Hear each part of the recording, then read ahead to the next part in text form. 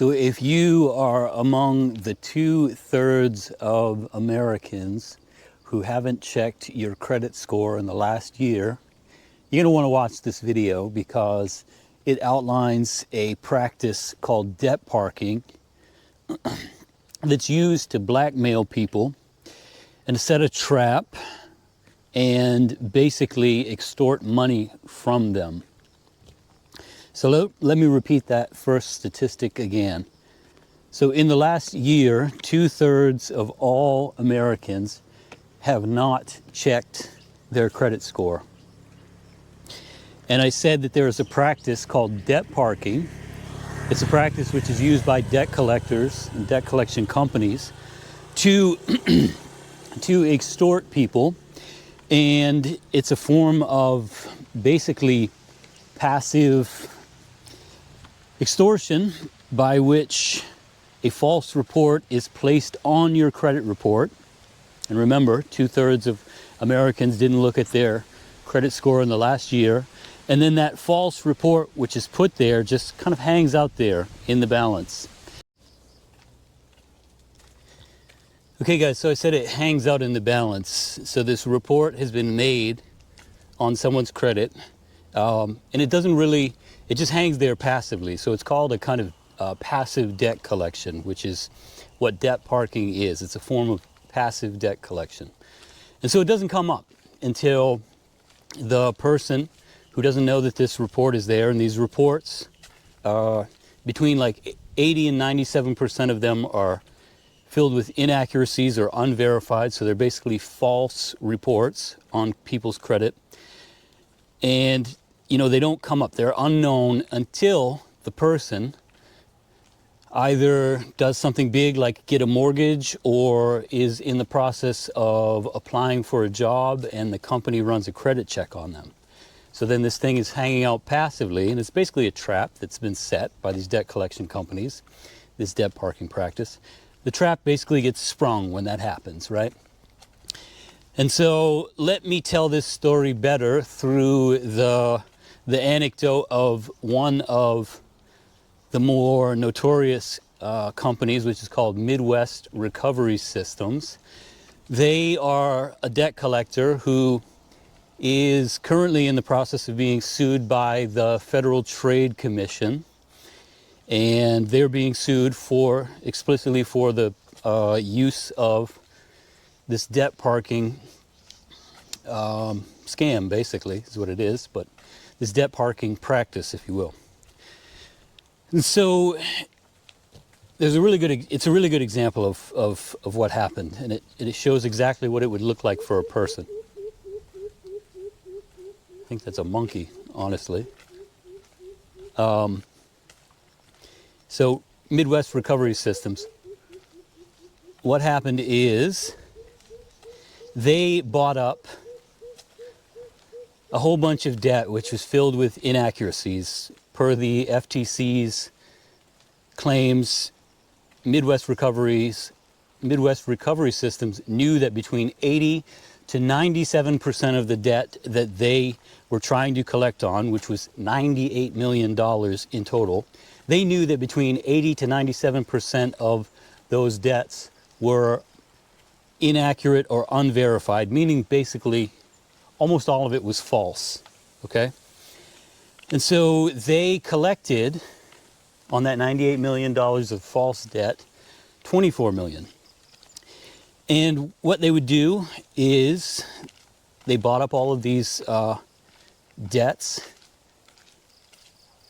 and basically placed these false reports with the 3 leading credit agencies. You know, they placed them on people's individual credit reports. These people don't know it's there because they've not really done anything wrong. And then when it comes time to get a mortgage or get a job, they're in the application process, suddenly they're notified, right? Oh, you have an unpaid debt. But they don't really. What they have is a false report that's been placed on them, right? And so the example that I'm going to tell you about right here is one guy who went to get a mortgage. He had what was a It was a $1,500 debt that was falsely placed on his name by Midwest Recovery Systems. He went to get a mortgage and he hadn't checked his credit. He hadn't, you know, like I said, like 2/3 of Americans, he hadn't checked his credit in the previous year. But he went to get a mortgage and they said, well, we want to know what this $1,500 charge is on your name. He didn't know anything was there. So we went to figure out what it was. It turns out that it was some sort of unpaid bill that was basically being removed from his credit, which was a copay from a hospital for $80 that had been trumped up to $1,500 by Midwest Recovery Systems. This guy contacted Midwest Recovery Systems and said, hey, get this off of my report. I'm not paying it. It's not legal. Lo and behold, what does Midwest Recovery Systems do? They say, no, you're going to pay it, or you're going to pay us the $1,500. Doesn't matter what you know, whether it's legal or not, whether it's an actual legal debt. The point is you want your mortgage, right, basically. And so if you want that, you're going to pay this $1,500 to make the problem go away. But he said, no, I'm not going to do that. And then Midwest Recovery Systems countered and said, well, if you're not going to pay it, we're just going to sue you, right?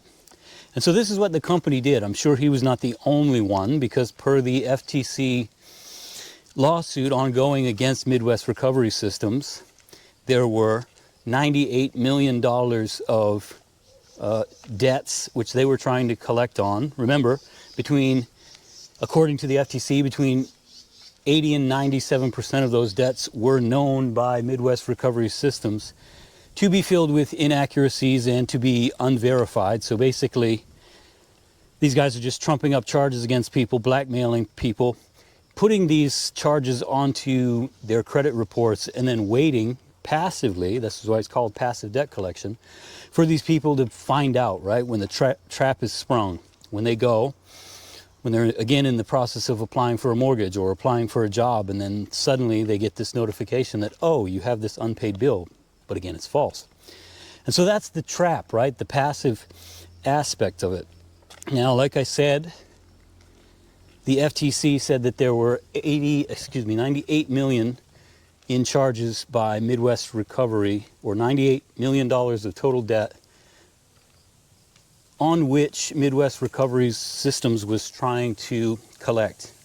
Ultimately, they did collect 24 million of charges. So let's assume that basically 80 to 97% of those $24 million collected was just false charges. So that tells you, I guess, two things, right? The kind of takeaway there is that, you know, number one, you don't want to be anywhere near debt collections. But again, this practice is just totally false and bogus, so it wasn't even the people's fault in most cases.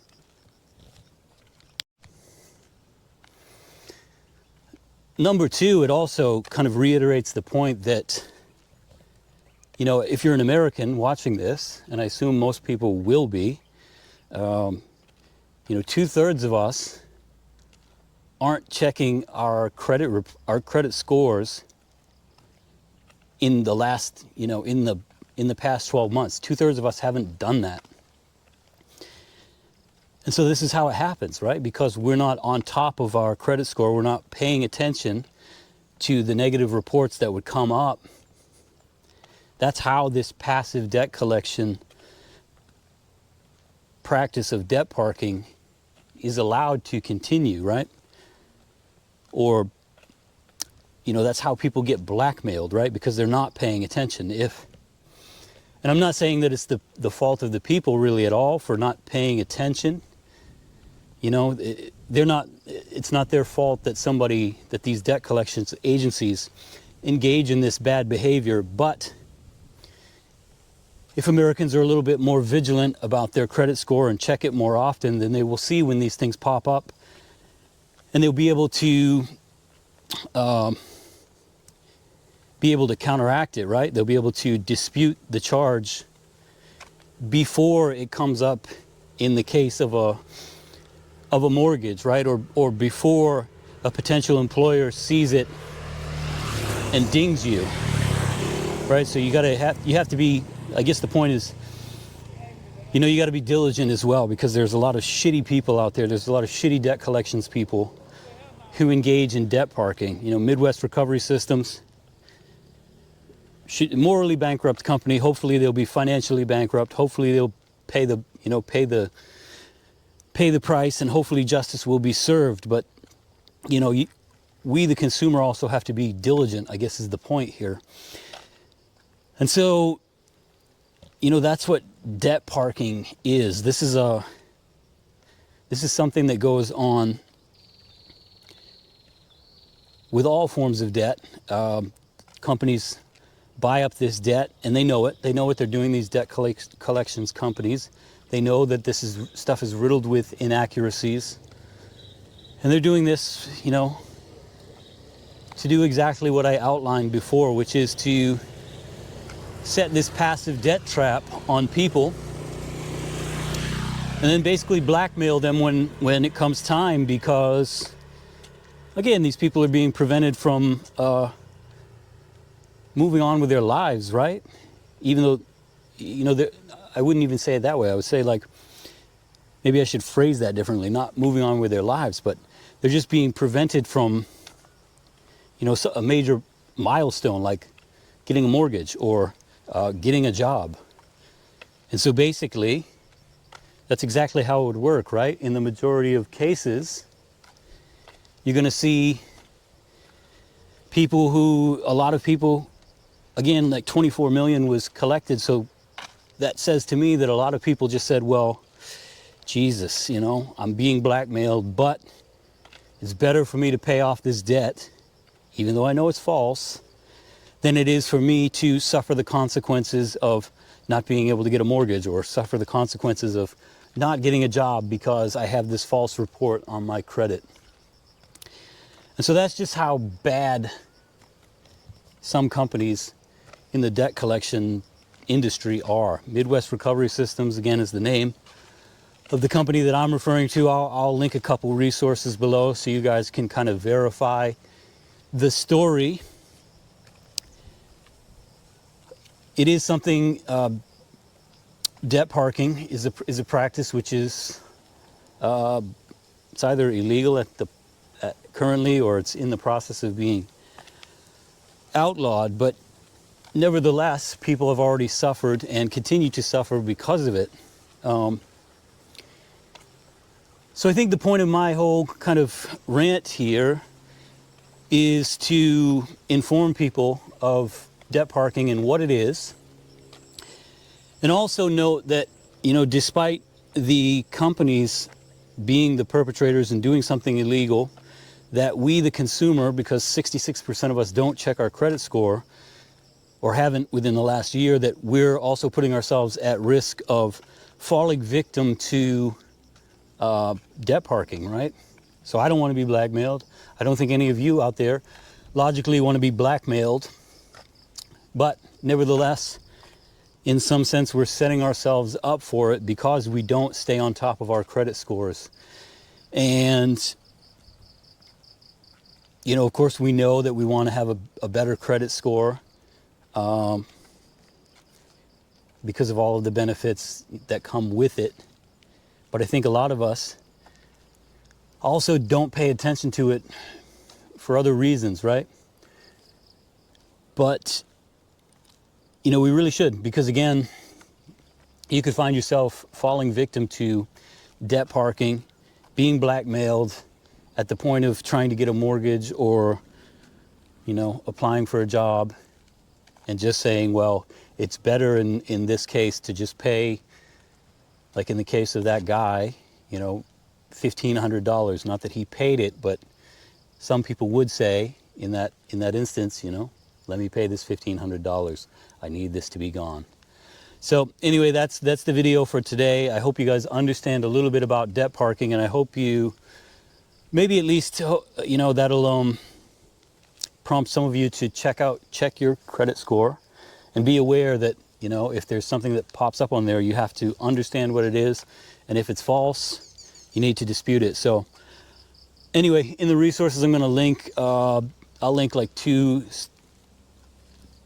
links that relate to the story of Midwest Recovery Systems. And then I'll also link, I'll link a resource which will allow you to check your credit score, because you can check it every week for free with the three bureaus, the three main credit bureaus. It used to be annual, but now it's you can check it weekly, so I'll also link to that. Anyway, that's the story of debt parking. I hope you guys learned something, and until next time, see you guys.